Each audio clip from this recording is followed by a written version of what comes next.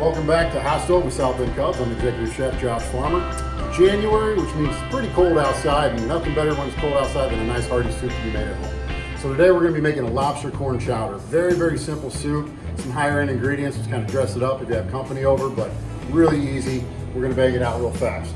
So what we have going on, we're going to get some butter melted in our sauce pot over here. Let that warm up.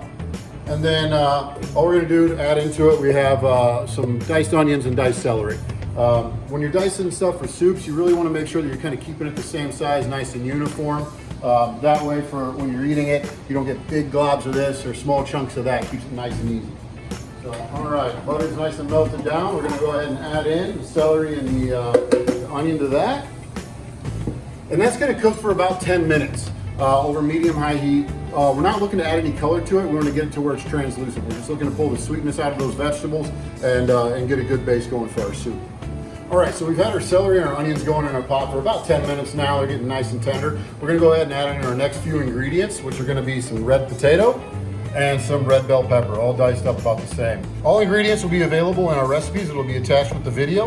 So we're going to go ahead and add these into our sauce pot now.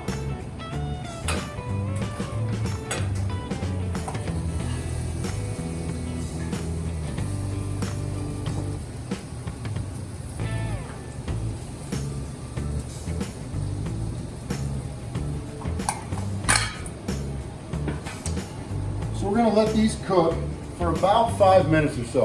The potatoes are raw, so they're going to take a while, but as the soup comes up to a boil, they're going to keep cooking. So we're just really just looking to start to get all the flavors infused together and just to soften them up just a little bit. All right, so our bell peppers and our potatoes have been going for about 5 minutes or so in that pot. We're ready to add in our next ingredients, which are going to be our liquids. We're going to add in some whole milk and some heavy cream, equal parts to that. But before we do that, we're just going to hit it with a little bit of seasoning. We have some black pepper here. And anytime you're making a soup, it's always a good idea to kind of season in stages, season as you go. So that way when you're at the end, you don't have to worry about adding a whole lot of seasoning and potentially overpower it with the seasoning. So we've got a little bit of salt and pepper in there. We're going to go ahead and add in our milk.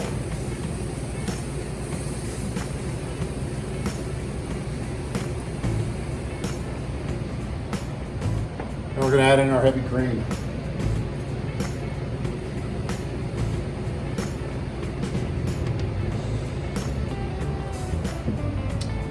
And then what we're going to do is we're going to allow that to cook for about 10 to 15 minutes, bring it up to a simmer, stirring frequently, but we really want to get it to where all the ingredients are mixed throughout, but we want to make sure that we're not scorching the bottom of the pan and burning the soup.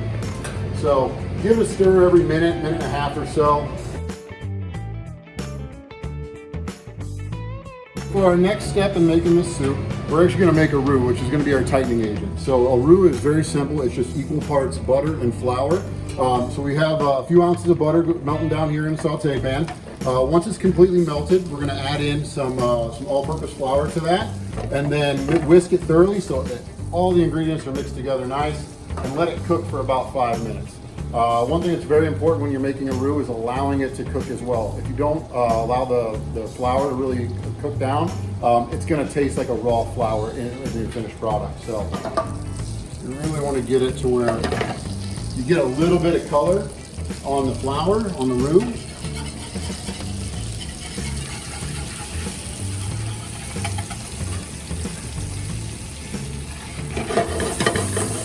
And it's going to start tightening up on you. You want it to kind of get a color of almost a light peanut butter.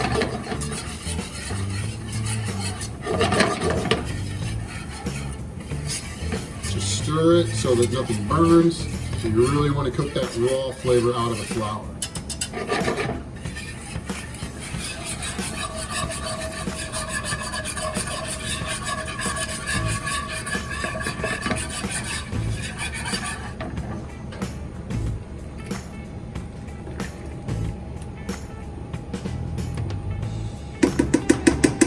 So we've got our soup up to a nice light boil and our roux ready to go. As you can see, it's taken on a good bit of color. And we're gonna go ahead and add that into our soup. And what this is gonna do, it's gonna tighten it and bring everything together. You want to add your roux as it's boiling so that it incorporates thoroughly through the soup. And as you'll see here, as we whisk, it'll just start to tighten up right away.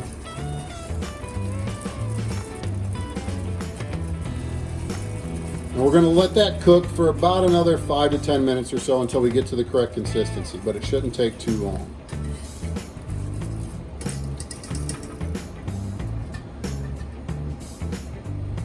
So we've incorporated our roux. It's starting to tighten up very nicely. Next step, we're actually going to hit it with a little bit more seasoning. We're going to add in our lobster meat and our sweet corn. The reason that we're adding these two ingredients in towards the end of the process is that your lobster meat's actually going to be already cooked, and you can absolutely use a langostino, you can use crawfish, you could use crab meat, mix it up.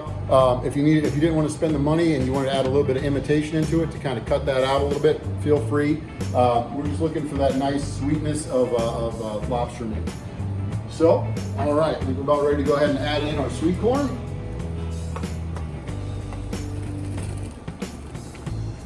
Get it all in there.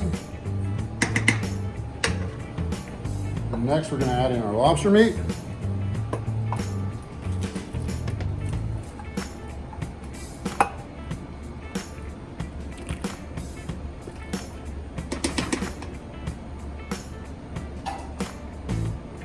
Touch more salt and pepper.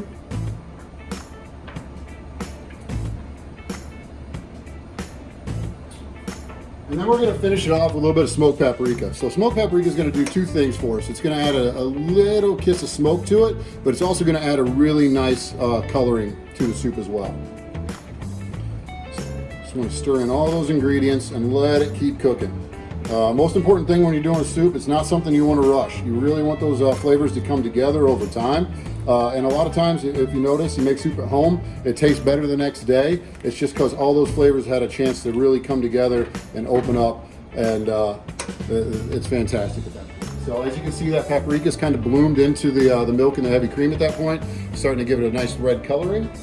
Okay, so our lobster corn chowder is cooked down for about 45 minutes or so. All those flavors have really come together nice, and it's ready to go at that point, folks. So just get a good soup bowl here. Then I always like to finish it off with a little bit of flat leaf parsley, give it a little bit of color, good presentation, and nice fresh flavor there. And there you have it, folks, lobster corn chowder. Great for any cold January day. Thank you for watching this episode of Hot Stove with South Bend Cubs. We hope you enjoyed yourself. Remember, all recipes are at the bottom of the video. We'll see you next time on Hot Stove with South Bend Cubs.